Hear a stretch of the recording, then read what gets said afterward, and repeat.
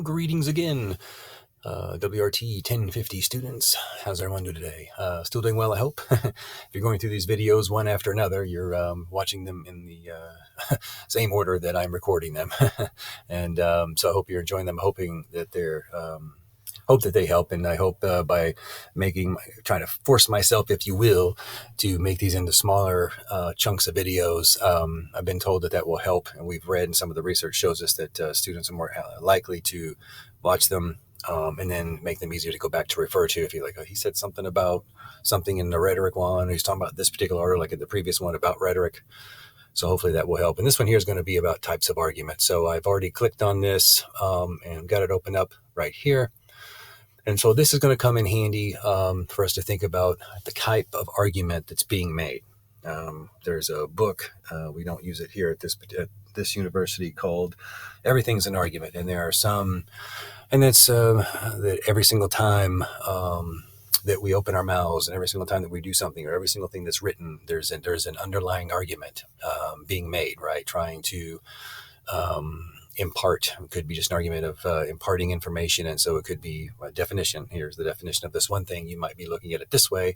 I want you to kind of think about it in this other way, right? A lot of those are going to be, you think about music, a lot of this is going to be love. A lot of those are going to be like definition arguments. All right. So this goes through and talks about I believe there are 7 here, 5 to 7 different types of argument types. And so when you're writing your rhetorical analysis, you'll have your introduction, and then you're going to do a summary. And then to start your analysis, the first thing you're going to do right after those 2 paragraphs is get right into what's the claim being made and what kind of claim is it, or what kind of argument is it, right? What's the argument and what kind is it? Is it an argument of definition? Is it a definition argument? If so, why? And then we show evidence from the article to demonstrate. So here are, this one here has got some good, it's got a good example of like feminism, right? Patriotism, that's a really good one, right? What does it mean to be a patriot? Another one's a good one, right? What? American.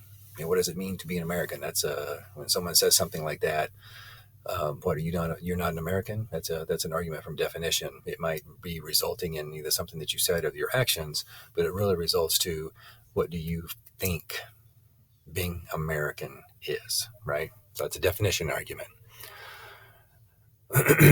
Causal arguments, right? Something does or does not cause something else. Doesn't necessarily mean that there's a correlation. It doesn't even mean that there's causation necessarily, but someone's saying, okay, this one thing happened, ergo all these other things are happening. Global warming, as it states in here, obviously is a big one. That's a huge causal type argument. So the article that you select may have a causal argument where someone's saying, okay, this has happened over here. It has caused these things to happen. It's all about effects. Okay, proposal arguments. Someone should or should not do something because of this, right? And you'll, of course, I want you to take a little bit more time to read these a little slower, but I wanted to just kind of, evaluation arguments a lot of times will have to do with criteria, right? So a good evaluative argument would be, I think Green Lantern has the best pizza, right? Well, that is based on a certain evaluative criteria that I have established. Crust, right? Amount of cheese, taste of the sauce, freshness of the vegetables, thickness of the pizza, right? They cook it just the right amount of time. It's not cooked too little, not cooked too much, too long, et cetera, right? So, and then if one of yours is that we need to figure out what are the criteria that.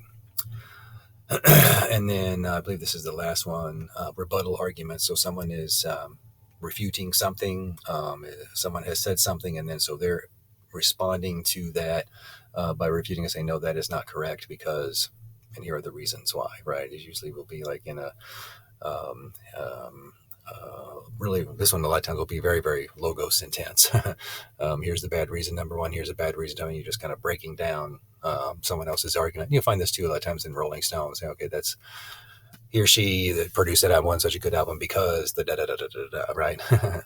All right, so I'm running out of time, and so enjoy reading that. Really understand those types of claims, as you'll need to make those identifiers for your rhetorical analysis. See you guys soon. Bye now.